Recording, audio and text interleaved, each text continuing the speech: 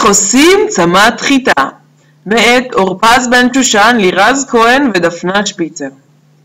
תחילה מברישים היטב את השיער, מפזרים אותו ודואגים שהוא יהיה כל כולו מונח על הגב. מחלקים אותו לשתי קבוצות שוות, אחת ביד ימין והשנייה ביד שמאל. לאחר מכן לוקחים אלומה מהצד הימני, מעבירים אותה מעל הקבוצה הימנית ומוסיפים אותה לצד שמאל. עושים בדיוק אותו דבר גם מצד שמאל, לוקחים אלומה, מעבירים אותה מעל הקבוצה השמאלית ומחזיקים ביד ימין בדיוק כמו שהתמונה מציגה. ממשיכים הלאה, חוזר חלילה, לוקחים אלומה קטנה מצד ימין ומעבירים מעל ליד שמאל, ושוב מיד שמאל מעבירים ליד ימין עוד אלומה קטנה.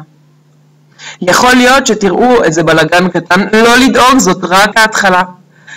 תמשיכו ואתם תתחילו לראות איך מתחילה להיווצר לכם צמת חיטה נהדרת. ממשיכים, לא מתייאשים, עד שלבסוף שמים קוקייה קטנה על מנת שהצמה לא תתפרק. סוגרים את הקוקייה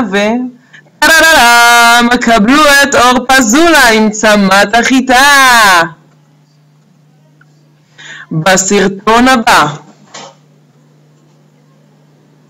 משה בתיבה, תיבה על משה, תימניה בחתונה, חתונה של תימניה.